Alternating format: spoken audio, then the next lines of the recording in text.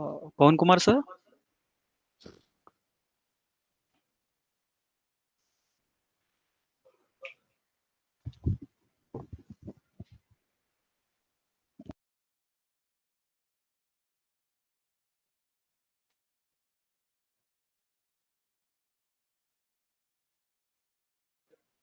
Hello. Pawan Kumar sir.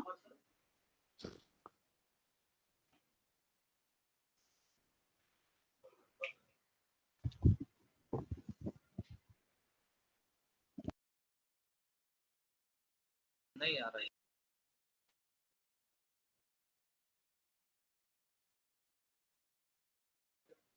Hello. Pawan Kumar sir.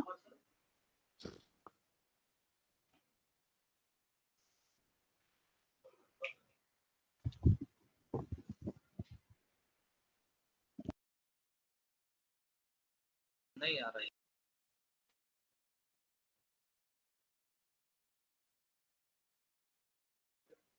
Hello.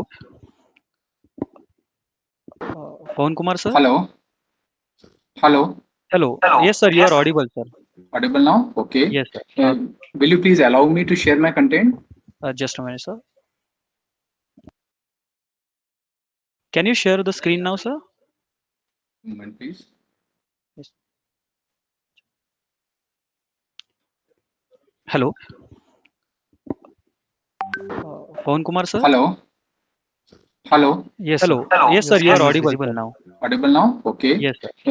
Will you please allow me to share my content? Just a minute, sir. Yes. Can you share the screen now, sir? Moment, please. Yes.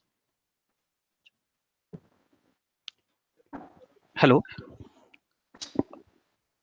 So shall we Pawan start Kumar, or sir? we should wait for a few minutes? Sir, we'll wait for. Yes, sir. You are audible now. Audible now? We'll start. Okay. Yes, sir. Will you please allow me to share my content? Just a minute, sir. Yes. Can you share the?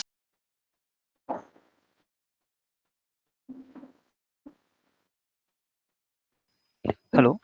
Sir, I think we can start now. Hello. I request Sanket Unde sir to introduce our expert of second session, Dr. Pawan Kumar. I request Sanket Unde sir to introduce him. Thank you, Thank you. sir. Very good.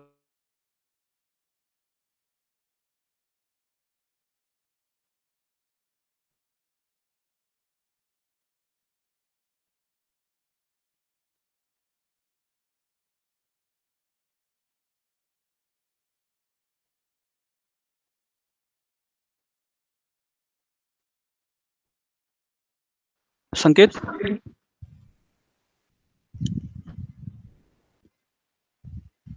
Currently working as associate professor in Department of Mechanical Engineering, IIT Indore.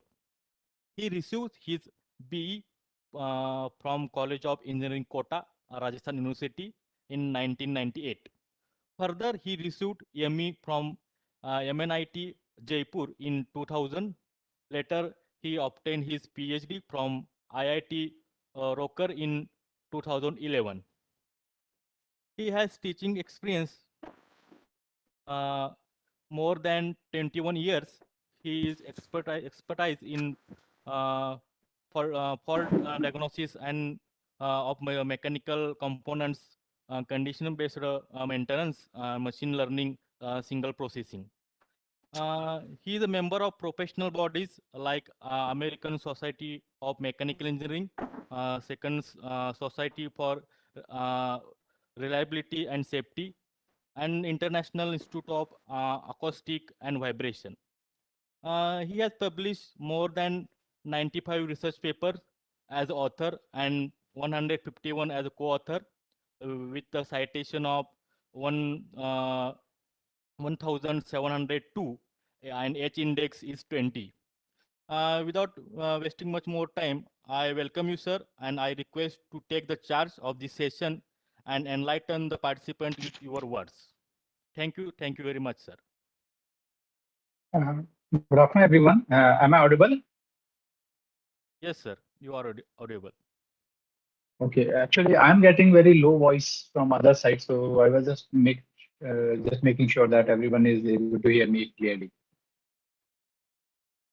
Yes, sir, you Okay, are audible. fine. So, good afternoon, everyone. So, we'll be today discussing about condition-based maintenance. What are the different maintenance strategy? Why we need to go for this condition-based maintenance or condition monitoring? What are the various methods available to us? What are the various sources of vibration in machines? Because when we are talking about the maintenance activity today, we are going to mainly talk about the mechanical component of the machines, how we can go for the analysis or the condition-based maintenance for them. And particularly, we will be talking about how the vibration analysis can be helpful in this aspect. Then we'll be taking an example of like a bearing fault diagnosis, and we'll see that how to do that analysis or the doing this fault diagnosis, what are the steps required from the condition-based maintenance point of view. And finally, we'll be showing that what are the references used for the presentation. So let us have a look to some of these figures. So in first figure, you can see there is a truck trailer, and on the back side of the truck trailer is having complete wheel separation from the rear axle. Okay, so I hope it is visible towards auto direction. You can see that it is completely separation of the wheel. And here, this is the enlarged view where this is showing that there is a bearing failure at the rear axle and the wheel is separated from the vehicle. So if this thing is happening on road, very disastrous situation, it may lead or result in the total turning of the vehicle, and there may be damage to other passing vehicles nearby to the front vehicle. So human casualty may be there, the damage to the vehicle itself or the other vehicles. So it's very dangerous situation. If I go to the another example here, second and third example, you can see in second example, we can see there is a paper mill bearing in which a complete failure is taken place. And in third case, a piston is failed. Now this piston is also failed because of the big end bearing failure. So all of these example, if I see like first example or the last example, you can see first of all, these are kind of failure we see usually. What is the reason? Reason is that somehow we are ignoring that maintenance tasks properly, is not carrying out, maintenance is not being done properly, or somehow early warning stages we are ignoring. Okay, and that is resulting in the failure of the component and associated component as well. So for example, in third example, in this piston particular case, you can see piston is failed because of bearing failure. So if I would have taken care of the bearing itself, then there is no failure of the piston as well as bearing.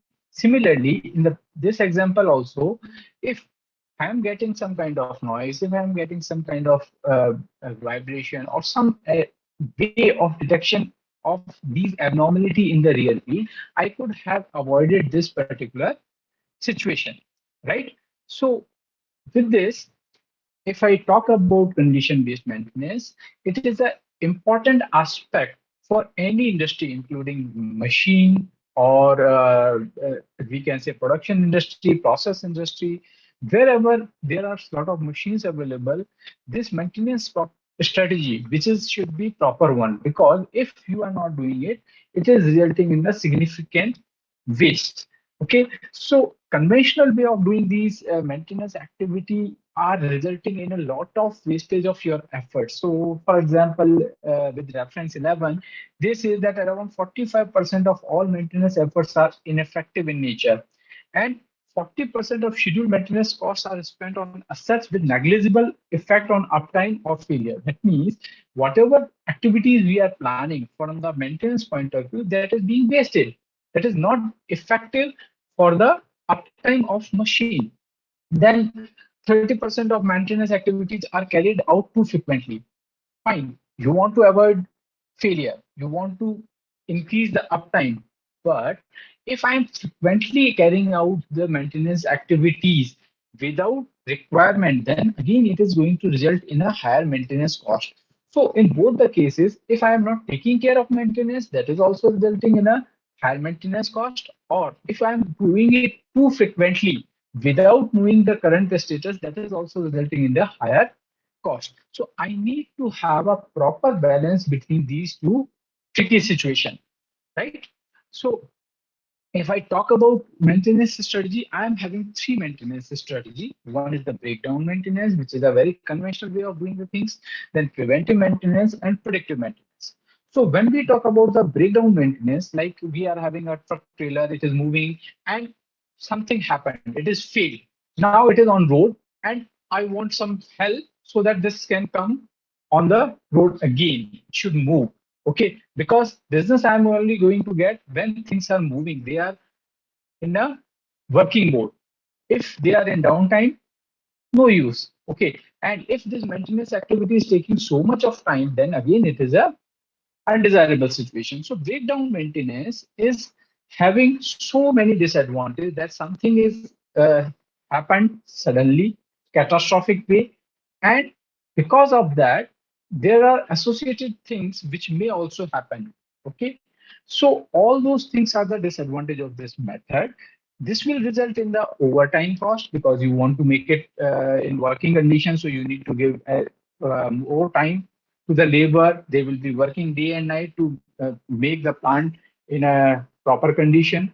Then apart from that, you need to make a proper inventory, because if you will not be having inventory, again you will be ordering some spare parts, it will be coming to you, then you are doing something, right? So all those aspects, all those problems you need to see. Only advantage, if we consider, actually that is not advantage, but if we see that what can be the possible advantage of breakdown maintenance, we can say that okay, we are using our part, our component up to the maximum possible life. Okay, that is the condition, that we can use it up to the maximum possible life. So that is the advantage with this method, but other are associated disadvantage with this method. Okay, so if I look at run to break or this failure, there are catastrophic in nature and they will damage component severely. So high inventory cost, high overtime labor cost, high machine downtime, low production availability, all these are the shortcomings of this method. Now, next is the preventive maintenance. Preventive maintenance is very important. And usually, if we see, we are all are familiar with this kind of maintenance activity. For example, I'm having a two-wheeler or four-wheeler in my house. So when I purchase it, I will get a booklet which is saying that, okay, you need to go for the maintenance activity after a month for service, then after 3 months service, then after 6 months service, and likewise. So service are divided with respect to time. So time-based maintenance, preventive maintenance. Okay, so we are doing this maintenance task at a certain interval.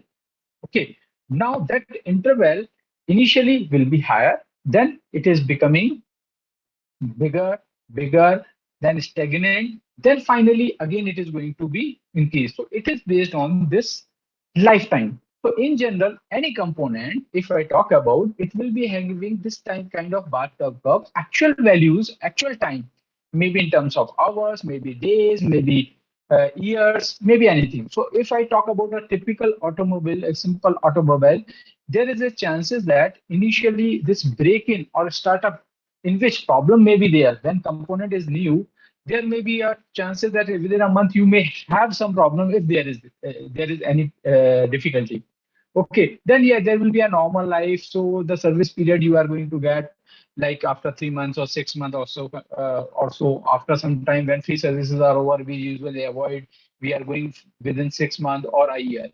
Then after a life of around 10 years, you are in the equipment worn out phase. So there are some component, there are some associated component, those are having their life over.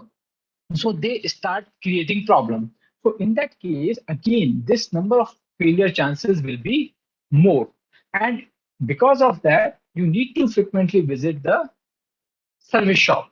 So in based on this kind of curve, I'm going to find out what is the lifespan or in which stage we are at present, and what is the mean time between failure at that stage. And that is going to give me a strategy, a maintenance strategy in which I can plan something for maintenance activity, right?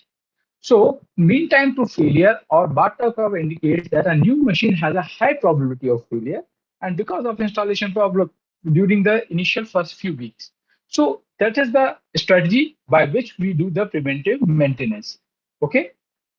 Now we have seen that preventive maintenance and breakdown maintenance. So in breakdown maintenance, catastrophic failure problem was there, and it is requiring so many costs because of inventory and many other parameters.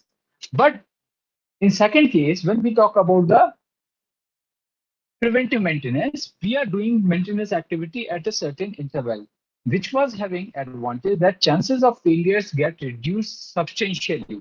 But still there is a problem. For example, when I am going for any maintenance task, there may be certain seals, okay, that I need to replace compulsory, right? Whenever, for example, I can say, even if you are having a in house some bath accessories, if you open it once again, you need to use Teflon tape so that you can assemble it again proper without any leakage. Okay, so even if everything is okay, once you disassemble something, there are certain parts, certain things you need to essentially change. Okay, so that is creating problem. Like in case of automobiles, when we are going for a service, so after a particular duration, they say that yes, you need to go with the change of engine oil. Even though you say that, okay, I have not run my vehicle for a even 10 kilometer, it was just in the house because of this corona tenure. So I was not moving here and there, and no need of changing. But as per the books, we say that scheduled maintenance should be done after a month or 1,000 kilometers, whichever is earlier. So that is giving me extra cost. So what is the solution? Solution is that let us monitor the condition of the machine or automobile or any other component continuously. Let us observe that, and whenever there is a problem, you just do the maintenance task.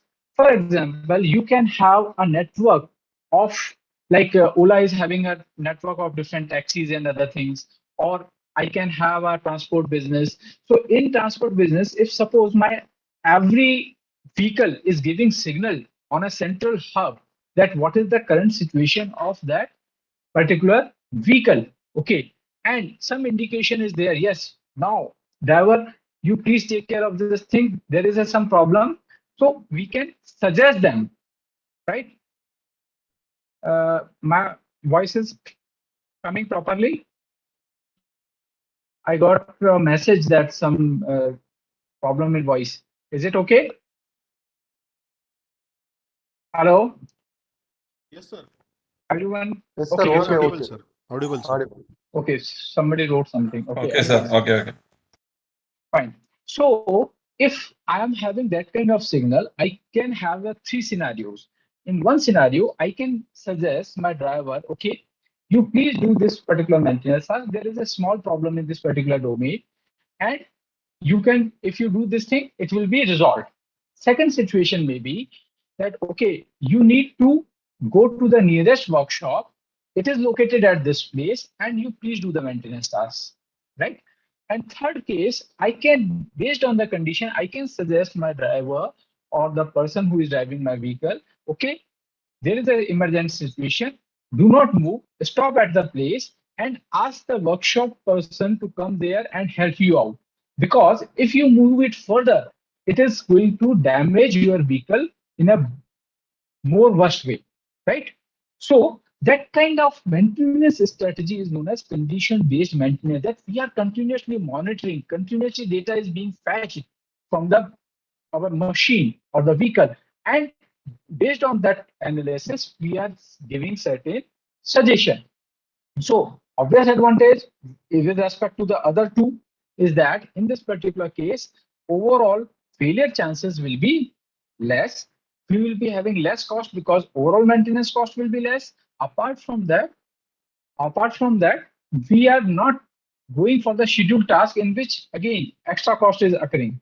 So both are advantage, but one only disadvantage if I compare with the other method is that in this particular case, I need to have an extra cost of sensors. I need to use certain sensors. I need to install initially at a proper place. So that exercise of getting this done, initial setup, that may be a costlier affair. And because of that, sometimes persons usually go for the preventive maintenance rather than predictive maintenance. So today we are going to talk about the condition-based maintenance in more detail. We will see that what are the reasons of these kind of problems in the machines.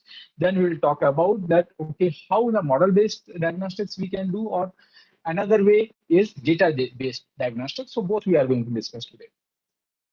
So condition-based maintenance is useful, which is going to give you a proper prediction about the remaining useful life. So as I told you, there can be scenario in which can be resolved easily, or there can be a scenario in which we need to go to the workshop, or we need to stop our vehicle based on the remaining useful life. If I am having 1 day or 2 days, I can take the shutdown after 2 days, no problem. Okay, so that kind of maintenance task can be done with the help of this strategy. So these are the various advantages: reduce unplanned downtime and risk, reduce maintenance costs, improve asset utilization, extend asset life, increase production output, and so on. Only disadvantage that initial cost may be higher because of use of different sensors. Now, there are various methods available. Okay, so definitely we cannot cover everyone in this particular.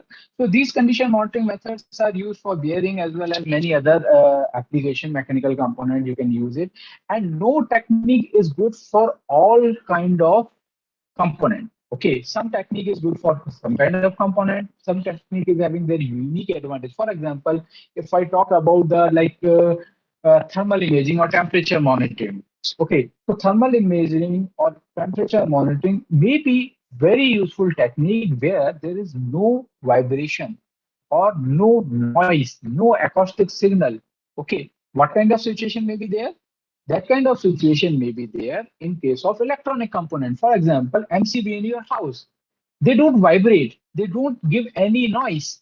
But still, there is a chances that there may be a problem in the circuit. So in those conditions, because of a change in the circuit and circuit resistance, there may be a definite change in the temperature profile. And I can observe those changes through the temperature monitoring, and that will be able to give me direction. Okay, yes, there is a problem in this particular component. So one example that temperature monitoring can be used for in those cases. Similarly, oil monitoring, whenever there is a oil, maybe gearbox where oil is there, maybe engine. So I can use in those cases oil monitoring technique. But again, there should be substantial particles, wear particle in these oils. Then only I will be able to get a proper prediction. In case of vibration monitoring, I will be getting a proper vibration signal through sensors if the space is enough. And those vibration signals are very useful because vibration and acoustic techniques, they give a good idea about the incipient fault, about to happen faults, because immediately as and when the changes are there, the vibration property of that component is going to change, because we know that vibration is dependent upon the two important things: what is the mass, what is the stiffness, right? So there is a change because of crack, because of any defect. There is a change in the stiffness or the mass parameter. It is going to be reflected in the vibration, definitely. And you can observe that. Similarly, you can have other methods also. So let us see that some of them. So as I was talking to you, oil monitoring method, the lubricant oil carries information from the inside to the outside. So whenever we are having oil being used in our component, I can take that out and I can do kind of particle analysis. I can see those particles so that I can find out what is the problem and which component is giving me problem. For example, one method is chip detector. I can use filters, magnetic plugs to retain these chips. I can analyze them in terms of shape, size, type, quantity, material. So that is going to give me idea that which component is being having problem or it is having some wear. Second technique is spectrographic oil analysis procedure, in which lubricant is sampled at regular interval and subjected to this spectrographic chemical analysis. And the trace of different elements, special material like alloying elements, bronze bearings, all these things will be done to find out, yes, which particular component is having defect. Second is the thermographic, as I was telling you, that every body is having certain temperature profile. Like even we are in healthy condition, still we have a temperature of around 98 degrees Celsius, or not Celsius, Fahrenheit, 98 degree Fahrenheit. So that is a human being is having certain temperature in usual condition. As you are going to have more and more problem in your body, similarly the machine is having problem, there will be a change in the temperature profile. So every object is having a temperature above absolute zero emit energy or radiation, and that part is we are using for the condition monitoring purpose. So we can take a thermal profile of a machine, and that is going to give us idea, yes, there is a change, fine. Let us look at how to improve it. So we can have these different thermal energy. We are going to observe it. For example, here you can see in this graph, in this particular figure, that we are having a temperature profile. So can I say something using this thermal profile that, okay, this particular part which is red, that is having problem, or this particular part is red which is having problem? Can I say that? No, I can't say that. Why I can't say that? Because the temperature profile, what I am getting, that I don't know at present, that may be a general profile or good profile of a machine. So always remember, whenever we talk about any condition-based maintenance, we should have some baseline data. We are having certain benchmark. So whatever is the initial condition, let us take the image of that. And now, if there is a variation, maybe for example, at this thermal profile, red profile, if it is changing to the further red, that means at a or more higher temperature, or if it is going into the purple zone, that means something is happening there. Because of some reason, some part is there. Initially there was a generation of heat, now it is not there. That means something has happened at that particular place. So that is the way through which I can find out the defect in that particular component. Remember that the thermography or any other method will always dependent upon the base benchmark data or the baseline data, which is corresponding to the healthy condition of the machine. In this particular case, if I look at advantage, you can see that I can take an image, and variation in that image with respect to temperature profile, I can use it for the condition monitoring purpose. But only disadvantage in this case is that I can get the temperature profile of the component which are visible from outside. Okay, I cannot get some of the components which may be behind this particular object or at the back side of this image. Okay, so that is the problem. In that case, thermographic may be having limitation. So there are various cameras which can be used. Now, vibration analysis, a machine is in standard condition, has a certain vibration signature that I know. Okay, and I already told you that vibration signature dependent upon the stiffness of the particular machine and the mass of the machine. So every component, every mechanical component will be having this kind of condition monitoring method based on the two basic facts. First of all, every failure is going to give you a particular vibration signature, and that can be identified through the frequency profile or temperature profile or time frequency profile. And that failure mode will be able to tell me which component is having defect. Another is sometime it may happen that defect is there and severity we want to check. So maybe there is a chances that the frequency component will not change, but amplitude is going to have higher values. So that is two important components. Frequency and the amplitude of vibration is going to give us indication about the problem in your system. So next is, what is the advantage of this method? So as I told you, in comparison to the oil analysis and other methods, we are very sensitive towards the changes. So in any small change will give you a change in your signal profile. So we are having signal processing technique that can enhance these weak signals and will be able to tell you, yes, there is a problem in your system. Now, sources of vibration in mechanical component, when we talk about, or the machines we talk about, there are these major five, and there are many more, but these are the major five. For unbalance, misalignment, looseness, bearings, gears, So what is unbalance? So in case a simple example is demonstrated over here, we are having shaft and a disc supported on a two bearing. So on the left hand side, this is the one support. On the right hand side, another support is there. So we are having these two support, and this particular assembly is being rotated. Now, if I look at this simple system, there are two important terminology. One is the geometric center, that is the center of this geometry. Okay. Second one is the center of gravity, that is where we are considering that overall mass is centered. So in general, when we are having this kind of symmetric object, center of gravity and our geometric center both are coinciding with each other. So that is known as balance condition of the system, when center of gravity and our geometric center are coinciding. But if they are having offset of this kind, that is geometric center is at place, but mass is such that it is distributed, okay, and it is not giving me center of gravity at the location of geometric center. If it is having certain variation, then we are going to have unbalanced condition, and that is going to give us that yes, there is a problem in our system from the balancing point of view. So what I can do in that case, I can use counterweights which can give me another force, another mass which can counterbalance the present mass. So suppose these are the two things, two masses or three masses I am having.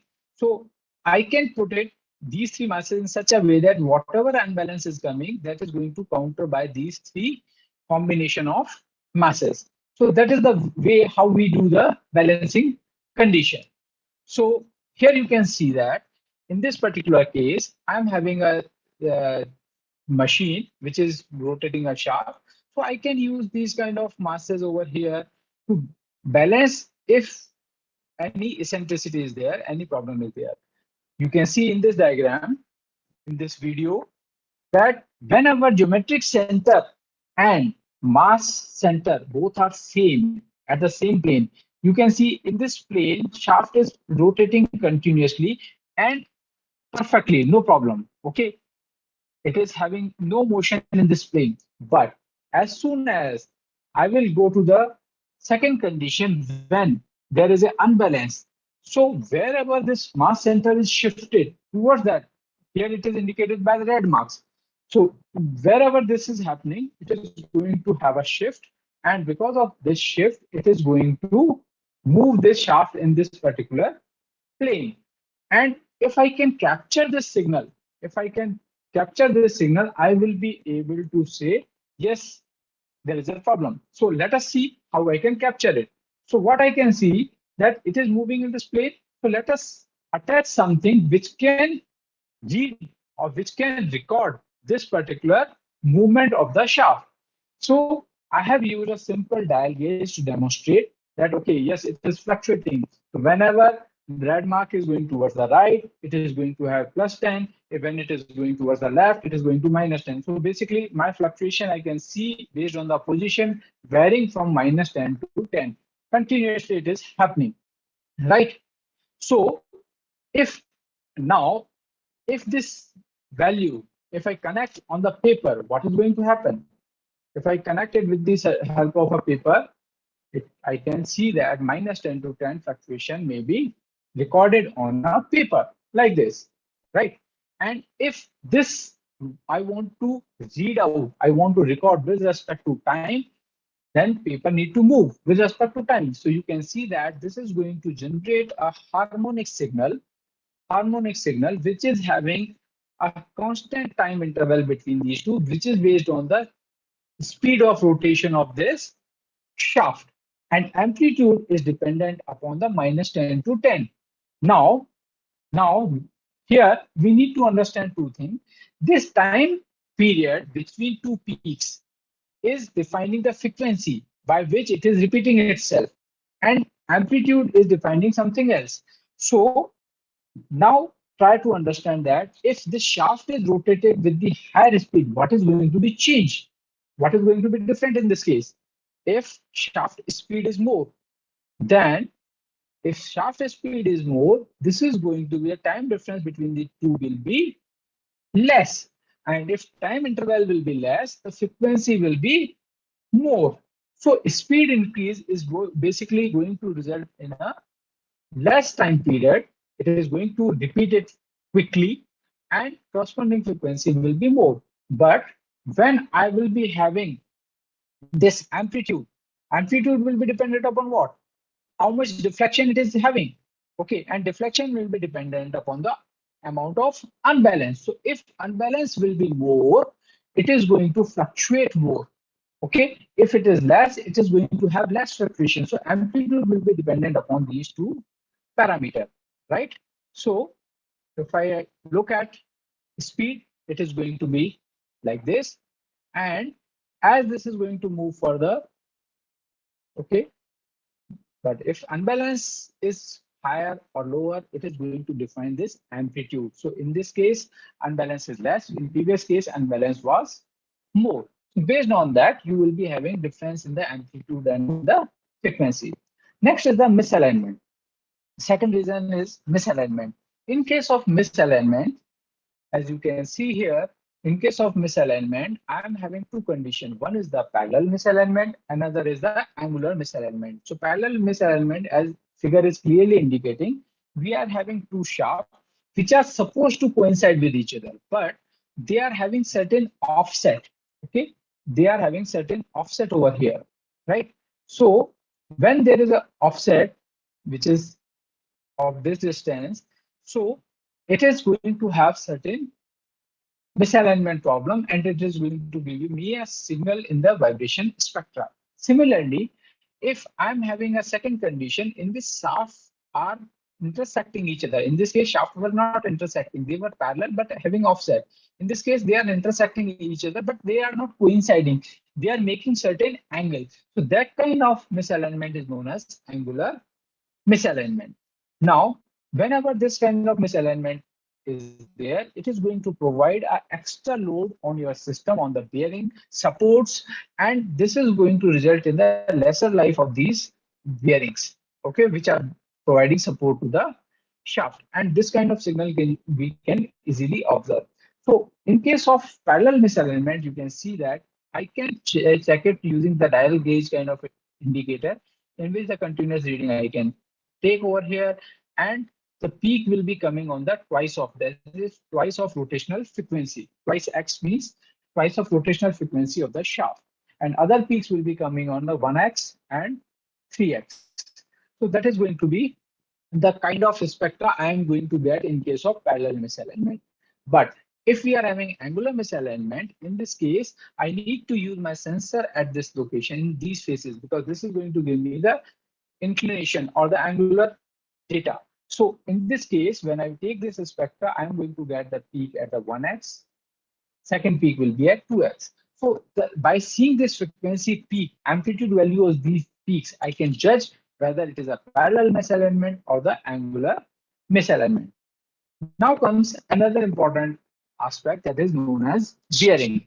Bearings are usually always, you will find whenever there is a rotating members, something is rotating, we need to support them using bearings. So there are various kind of bearings. So here you can see a ball bearing, which is a type of rolling element bearing. Rolling element bearing in which there can be a ball, there can be a roller, there can be a spherical, cylindrical rollers, or any other kind of line rollers.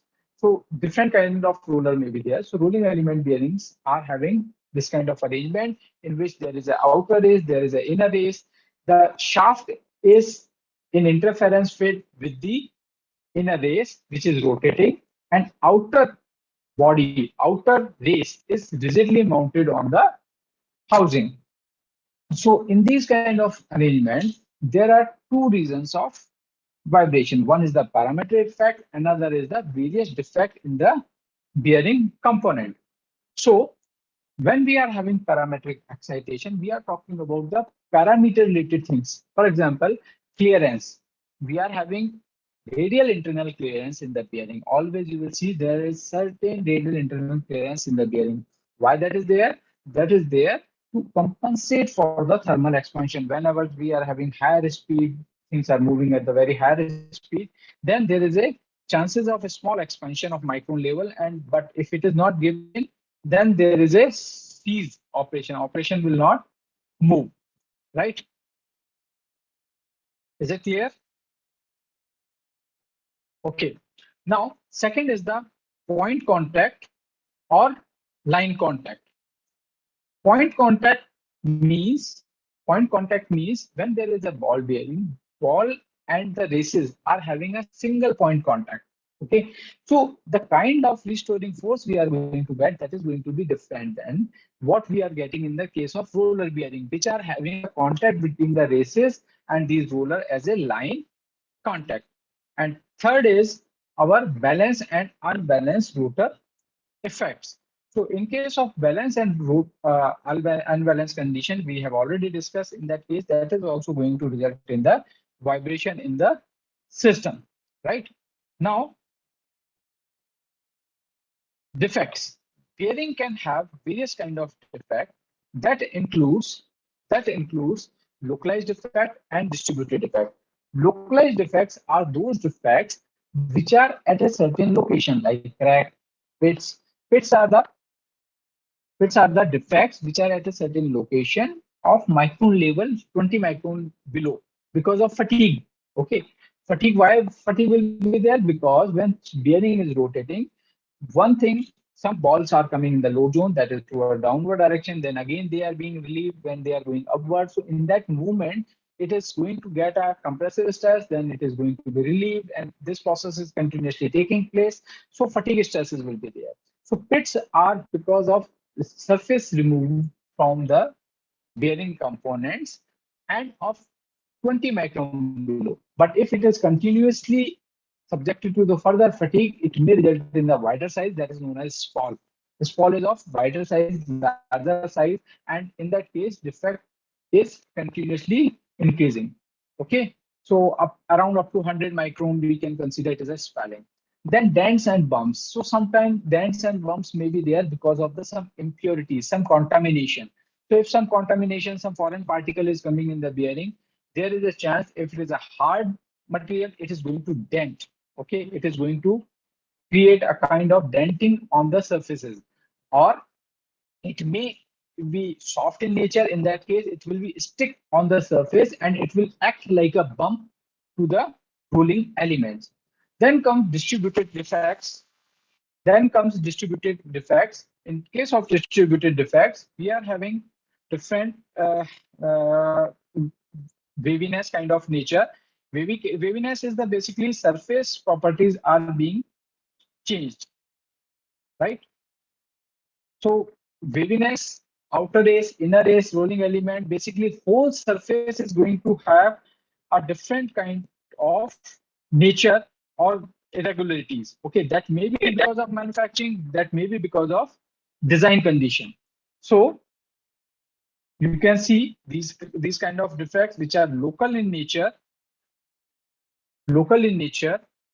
and these kind of defect, you can see that everywhere there is a certain location. Okay, so these are the localized defect. But if I consider this is the exaggerated figure in which surface is having problem, some irregularities, but complete surface is having irregularity. So this irregularity is of 1 micron, 2 micron level. Okay, but still it is there. Okay, so that is also giving some feedback in the system, and that is resulting in the vibrations. So here you can see the ball is having certain waviness. This ball is off size in nature. These kind of defects are there. If I talk about the gears, you can see they are meshing. So whenever two tooth are coming in contact, they are giving some impulse, and that is at a certain frequency, which is the known as gear mesh frequency. So the frequency by which these gears are coming in mesh, they are going to generate that frequency. So if there is a problem on any tooth, the impact energy coming from this connect between the two teeth is going to change, and that is going to be observed for the defect analysis. So here you can see there is a removal of the material from the gear tooth, and that is going to be created.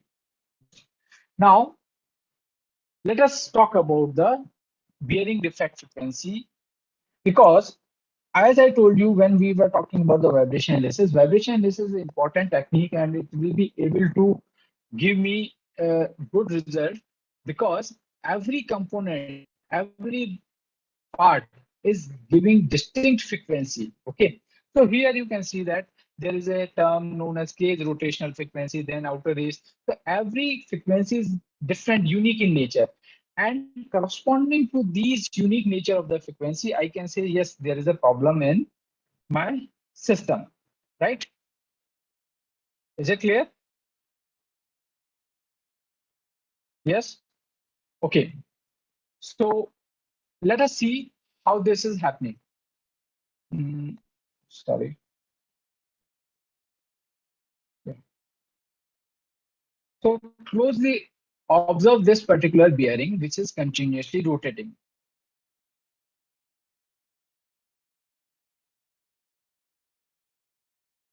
So in this, you can see that I'm having balls, I'm having cage in which these balls are there, and they are rotating with the inner race.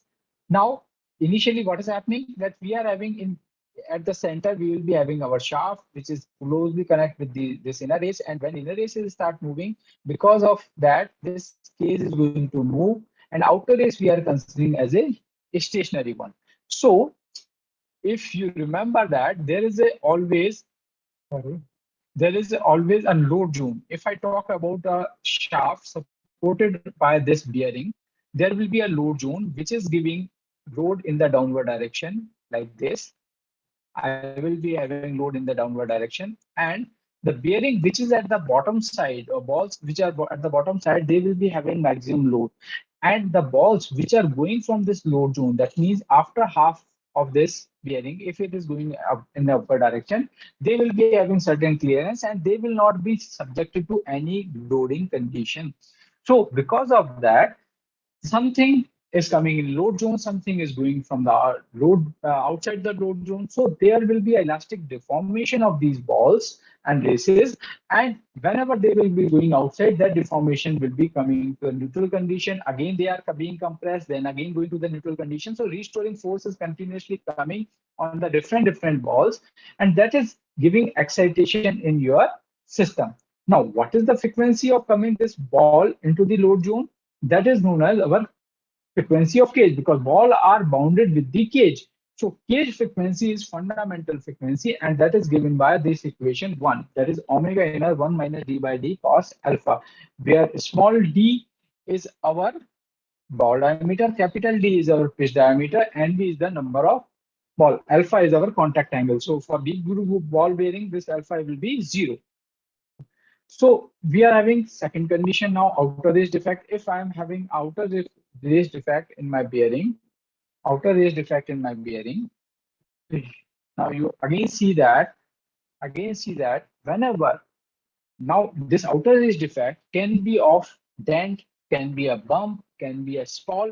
So whenever this kind of defect is coming in the contact with the rolling element, the ball, it is going to create an impulse. Okay. Now frequency of this impulse will be what? Okay. What will be that frequency? The contact between this ball and the defect frequency. Now ball is coming in contact. As if I take a single ball in a single cycle, that is the cage frequency, it is coming in contact with this defect once. Now I am having number of balls n. So n into the cage frequency is going to be my outer race defect frequency. So that is given by equation 2. Similarly, when I go to the next one, that is inner race defect frequency, when I go to this particular scenario, that is our condition in near race defect frequency. In this particular case, let us see what is going to happen. We are having defect on inner race, and that is continuously rotating.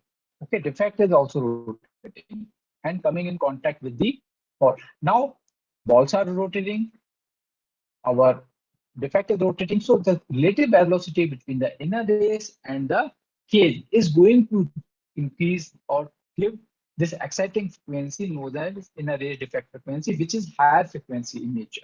Okay, so inner race defect frequency is higher than the frequency 1 and 2. Then comes ball spin frequency. Ball spin frequency because ball is also moving on its own axis. You can see. So in a single cycle, if I take assumption that it is rotating in this plane, spinning in this plane, so in a single cycle, you can see it is once touching the outer race, another time it is touching inner race. So defect in a single spin, it is touching twice. One is inner race and another is outer race. So because of that contact, this is going to give us a required frequency. So that will frequency will be our twice of this ball spin frequency.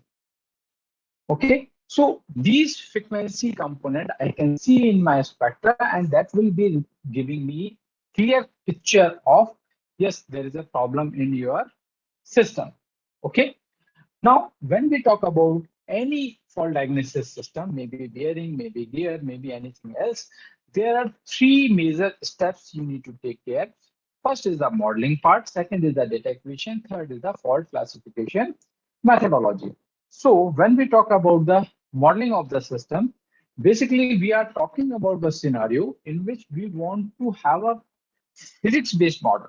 Okay, I want to have a model of the system because I want to understand that what can be the possible outcome. For example, I told you some frequency, I given you a formulation of inner range defect frequency, outer range. So basically, I studied my system, its dynamics, its velocity, and try to interpret the result that okay, this is expected in case of inner range defect, this is expected in case of outer range defect or the ball defect.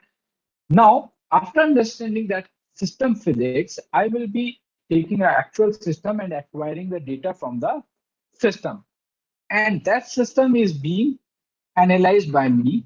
Now, when I doing that analysis, I try to relate it with the physics-based model so that I should not miss anything. Suppose I am doing something wrong with my experimentation, it should be corrected, or certain physics, if I'm missing in my mathematical model, I can rectify that as well. Okay, so data acquisition is being done to get the experimental data, and that is going to be used to validate the results of experiment and the theoretical model. Okay, after verifying both the things, I can now be assured, okay, my data is correct, and I can go with the fault classification methodology. I can use machine learning based algorithm, AI based algorithm to find out, yes, what is the problem? Okay, where is the problem? I can do that particular part using the AI techniques or even physics-based model also. Okay, so if I talk about the mathematical modeling of the rolling element bearing, I will be going a bit quickly over here. Suppose, as I was mentioning to you, that in this case, ball and races are having some elastic deformation. Okay, whenever they are coming in contact with each other, there will be a elastic deformation. So this work we carried out in the year 2010-11, in which we have considered this contact between these races by the nonlinear spring damper system. Okay, and this spring damper system based we have considered. Now it is giving us two component in x and y direction of the forces, restoring forces, and I can model it. So I have assumed, since I have considered nonlinear forces, I will be considering the condition in which input can be periodic, but response can be periodic, quasi-periodic, or subharmonic, or it may be chaotic. Okay, so remember that whenever we are having linear system, we are having an input which is of periodic in nature. So definitely we are going to get output as a periodic. For example, the force vibration we used to study, in which we are getting a f naught sine omega t is excitation. So output was also a naught sine omega t. Basically, frequency will remain same. But in case of nonlinear system, your output will be dependent upon the nonlinearity in the system. So it may be periodic, it may be subharmonic, it may be chaotic in nature. So the contact between these races and the balls was considered by the Hertzian contact theory, which says that the force F theta given by equation 7 is nonlinear force, which is nonlinear because there is a power of deformation is 3/2. Normally, what we consider F equal to Kx.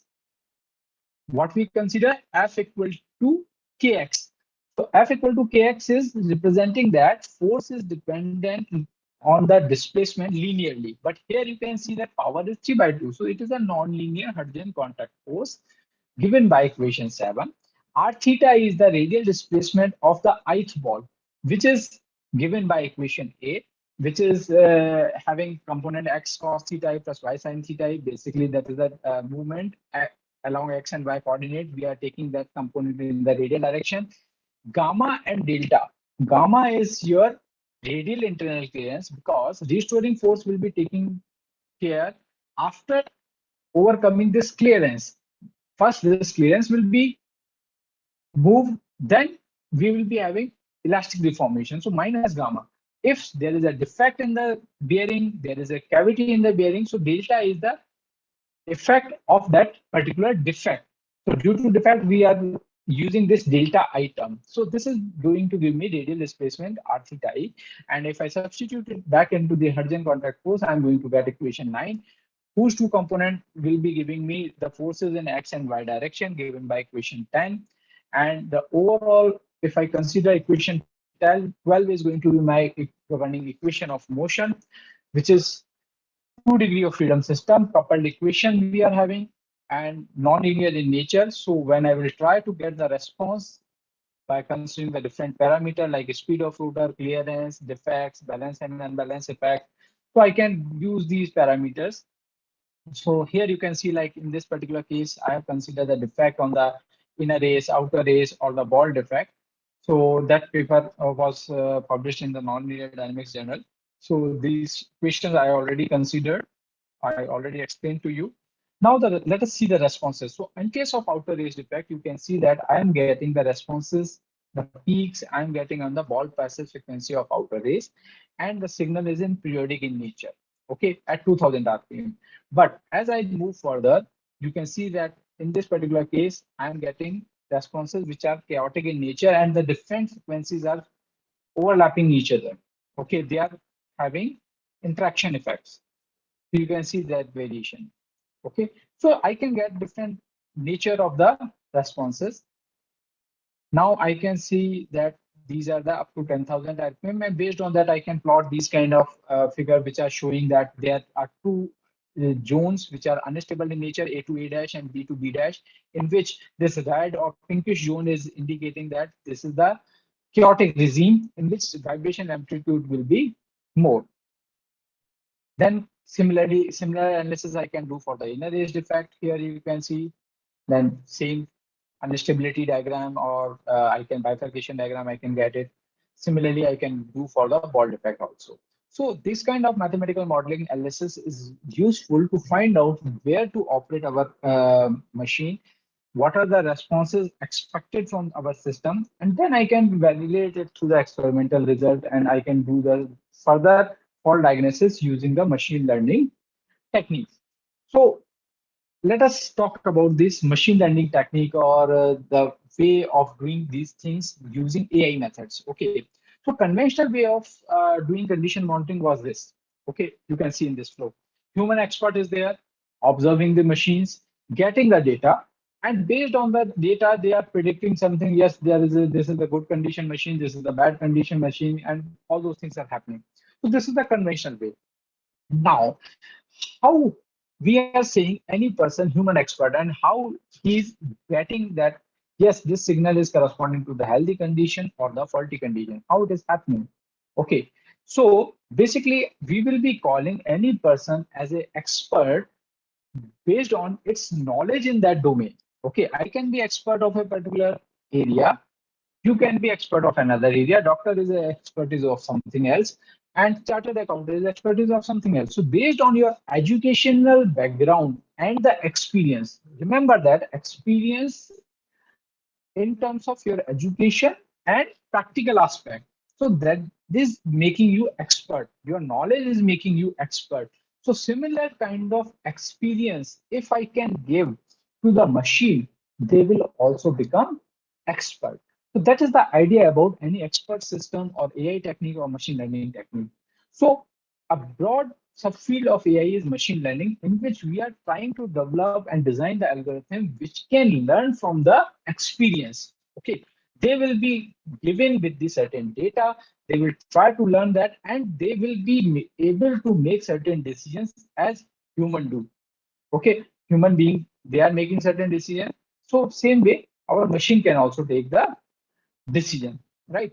So now, if we talk about, we are basically trying to find out a target function which is based on the certain input parameter, and there will be a function which is giving this target value, but with the certain error. So actual target function will be this predicted value plus error. So we want to minimize this error. That is basically our target. Now, target function is known as decision function if our problem is a classification problem. So when we talk about AI technique, there are two kind of problems mainly we'll be dealing. One is the regression problem in which some numerical value is being predicted, and another is the classification problem. So numerical value, like based on the today's temperature, humidity, wind speed, I am trying to predict what will be the temperature tomorrow. Okay, so some value we are trying to predict. Okay, for example, I am trying to find out what is the severity level. Okay, 2 mm defect, 3 mm defect, 5 mm defect in my mechanical component. So that value is being predicted using the algorithm. So that kind of problem is known as regression problem. But another is classification problem, in which I am just ready to accept the solution in terms of category. Maybe, okay, there is a defect in bearing, no defect bearing. Okay, that is healthy bearing. So I am having two class problem. Defect is there or defect is not there. Okay, healthy condition, defective condition. Fine. Or I can have a condition, healthy condition, outer edge defect condition, inner edge defect condition, ball defect condition, gear defect condition, whatever. So I can have 5, 6 condition also. So that kind of problem in which we are categorizing our signal, our solution in a different categories, that is known as our classification problem. So various applications are there: pattern recognition, speech and handwriting recognition, medical diagnosis, fault diagnosis, stock market analysis. So various ways are there. But one thing always remember, very important thing, that usually what we see that, okay, everybody is using FEM analysis, let me do FEM analysis and get some publication. Okay, everybody is using expert system, AI techniques, let me use it and do it. No, you should not do that. You should see that whether there is a requirement of these machine learning algorithm for your problem or not. This is the word of caution, that always remember that whenever there is an uncertainty in your system, you need to use these techniques. Otherwise, if you are having physics and maths based models, good model, which are deterministic in nature, no need to go for these machine learning algorithms. For example, I can have a equation v equal to u plus at. Okay, so I can predict final velocity based on the acceleration, time, and u. So definitely this is the physics based condition, and I will get the accurate data, no problem. But I can also use machine learning algorithm in this case as well. I can give value of the acceleration, initial velocity, and time, and I can predict v also using machine learning algorithm. No problem, you can do it. But that is the wastage of your efforts, and whatever you are getting, that is the some prediction possibility with the error. Maybe sometime it may happen, sometime it may be accurate. But what is the need when physics is there? Okay, if there is an uncertainty in your system, there are so many parameters you cannot account in your model, then you should use these kind of machine learning algorithms. That is my suggestion from whatever I have studied till now. So there are techniques which are, or mode of learning, we can say, they are categorized into these supervised learnings, unsupervised learning, semi-supervised learning, and reinforcement learning. In case of supervised learning, basically we are talking about when we are learning, we are making our machine learn from the experience. We are talking about they will be having input and output data set. That means what is output result and how this result is coming. That means all input parameters and output parameters, response parameters are given to the system for the learning purpose. In unsupervised, we are having only input, no output is available. Okay, only input is coming. So when suppose your plant is new, you don't know anything, previous history, you don't have any data. So you are getting certain input, certain vibrations, certain signals, but you don't know what is they are indicating. So there is a chance in those cases you can go with the proper prediction only using unsupervised learning, because you don't have any response. Semi-supervised learning, in which correct response is achieved or will be given to you at the later stage, and that can be used to modify your model, okay, later on. But initially, you will be having input data only. Then reinforcement learning is the concept in which we are getting and updating model continuously. So that kind of a condition is reinforcement learning. Now let us talk about the simplest method known as support vector machine. Support vector machine is easy to understand, and uh, in the same way, different algorithm methodology are having different maths behind it. Just I'm briefing it so that you can appreciate that how these algorithms are working. Otherwise, you are having ready-made software like MATLAB, Python. Everything is available. You can easily use them. Sometimes it is good, but sometimes it is bad, because if we don't know the concept, we will be giving some garbage in, and because of software need to do something, it will be giving you garbage output. Okay, and you will be considering that I did something fabulous, something important, but that is not a good choice. Always remember, try to understand that what is happening. Okay, that is very important to understand. So in this case, for example, I can see that here there are two classes. One is orange, another is green apple, and I'm trying to classify them. I'm separating them, categorizing them using a black line. Okay. Now, if something is going on the towards left, I will be saying them orange. If it is going toward the right hand side, I will be telling them green apple. Okay. So my target, it is a 2D problem. You can see that in this case, I can represent it by the line, but actually when we talk about the higher dimensional space, it will be a kind of plane, which is separating two different classes. Okay. Now, in this, you can see there are two boundaries that dotted. One is passing through a one class, another is passing through the another class, and in between exactly I am having this decision function, which is separating these in two categories. Okay, so these dotted red lines are known as support vectors, which are categorizing them. Okay, now how to get it? Now to get it, let us consider a scenario over here. I'm having circle and diamond to be classified using the hyperplane H, and two support vector H1 and H2 are represented. In first case A, you are having a condition in which margin is low. The gap between H1 and H2 is low. And second condition, it is more. I can also have a hyperplane like this. I can have a hyperplane like this, but in this case, you can see the further this margin is going to be very less. I can have another hyperplane like this, in which again margin between the two will be, because support vector will be passing through somewhere here like this, and margin will become less. So as this margin is going to be smaller, there is a chances of misclassifying these category.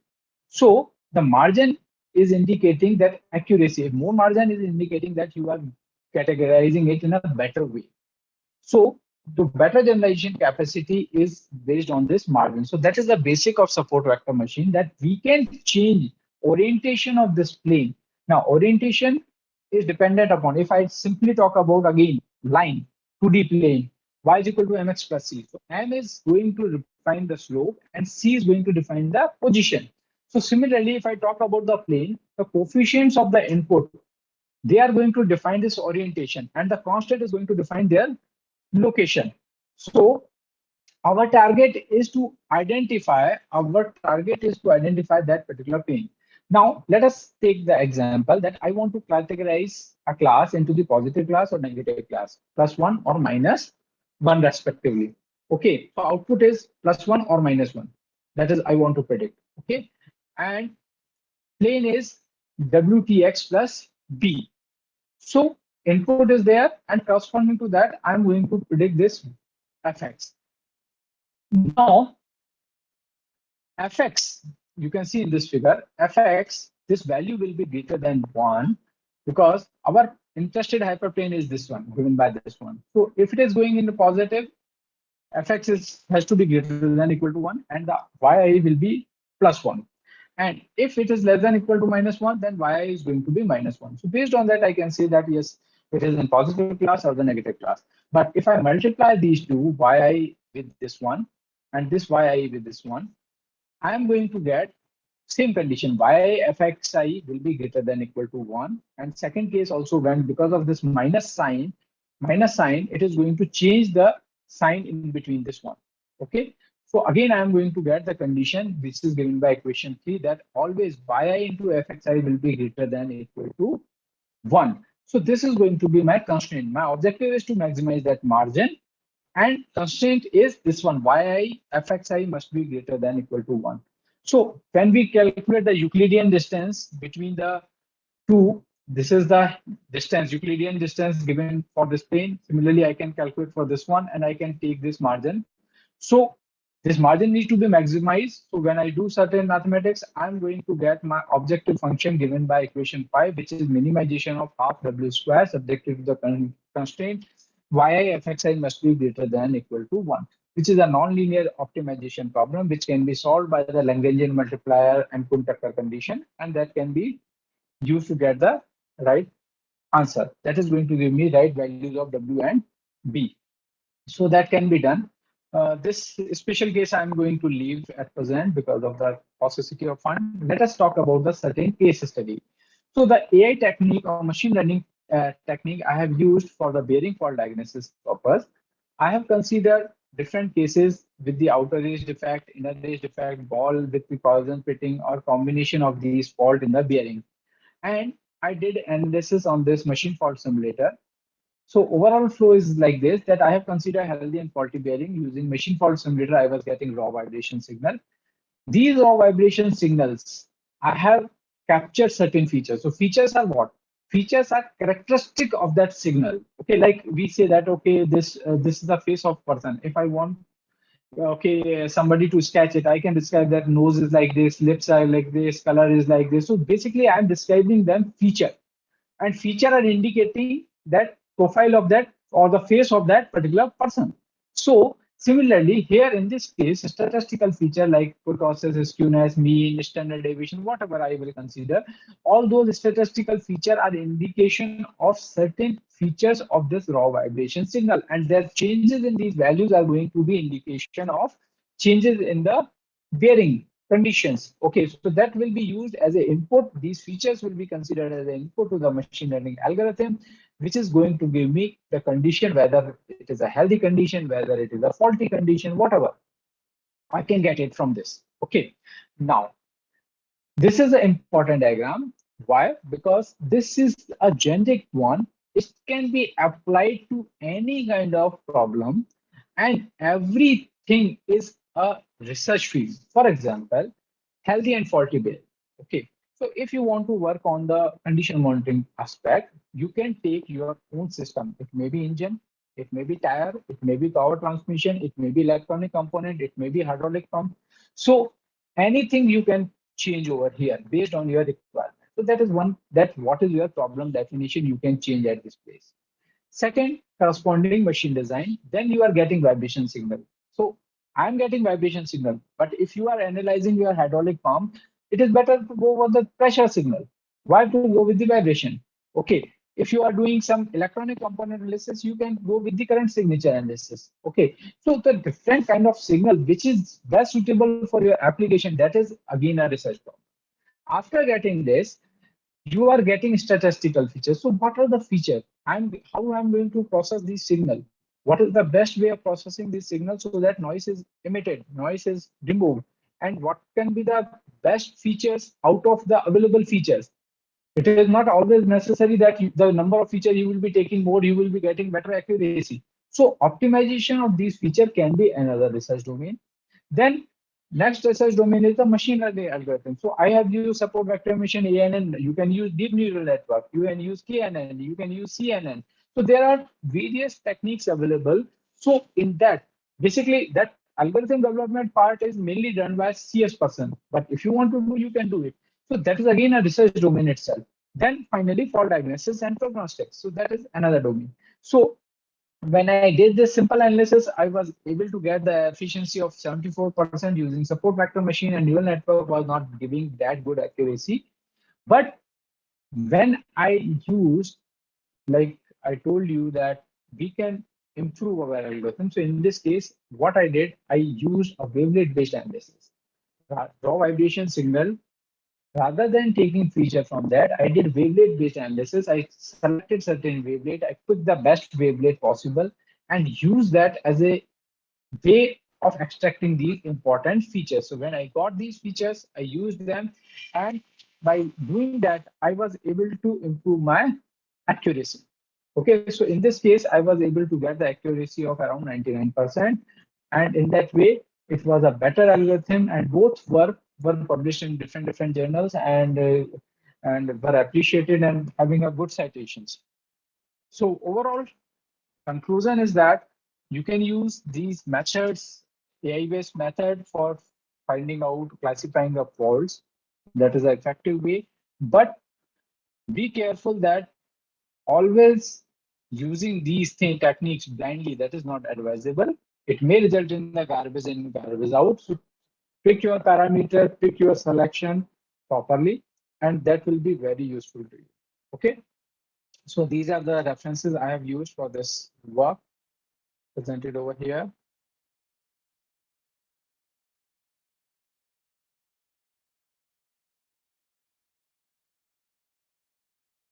So now forum is open for any questions. If you have any question, you may ask.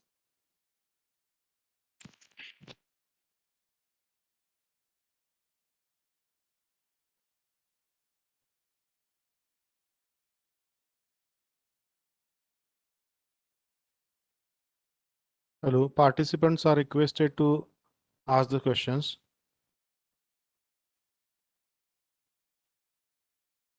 Unde sir? Hello.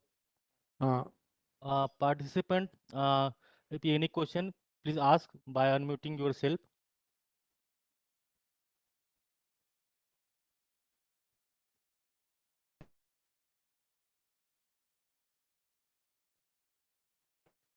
Hello. Yes. Hello, sir. Sir, my Yeah. question is, while defining the maintenance strategies, is there any reference Mhm. towards the trapology of the bearing material? Mm, I didn't get your question clearly. Again, reframe it, please. Sir, while defining the design maintenance strategies for a bearing based on the predictions, is there Correct. any trapological references also for the bearing material? I mean surface characteristics and conditions.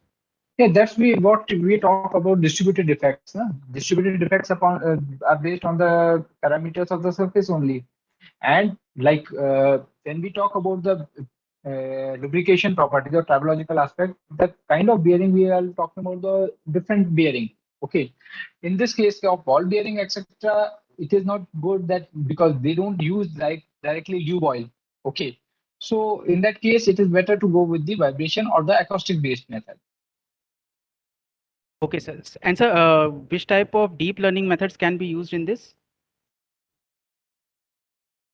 Deep learning method, I didn't get Uh, you. so you have just discussed Like about the CNN, I supervised told you, learning, no? unsupervised CNN, learning. CNN you can use. Okay, Convolution neural network, you even transfer learning methods also you can use in this. okay. Thank you, sir. I think from your institute, one of good student, Ramesh Shukla. Do you know him? Sorry, sir, from my institute, GITM. Yeah, Vanastali Vidyapeeth. No, Oh no, no, no, not sir. Vanastali. Sorry, Bharti Okay. Vidyapeeth. Ramesh So, Shukla. sorry, sir, I don't know him. Okay, Ramesh Shukla was intern with me last year, and he did some good analysis on bearing and biomedical problem both. And at present, he is in NUS Singapore. He is doing his master. Okay, sir. So, So, so he did some good work. okay, sir. Can you just provide me with his mail or something so that I can, if wanted to talk to him, I can talk. Okay, I will do that on Okay. the Thank you, mail sir. or WhatsApp. Yeah. Anyone else? Okay, any other questions from participant?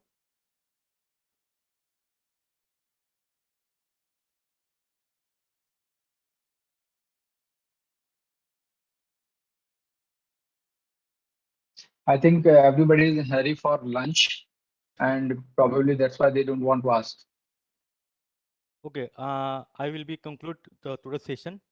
I would like to express my heartfelt gratitude to our honorable guest, Dr. Pawan Kumar sir, for accepting our request and sparing time out of his busy schedule to address, guide, and inspire us with his inputs and insights.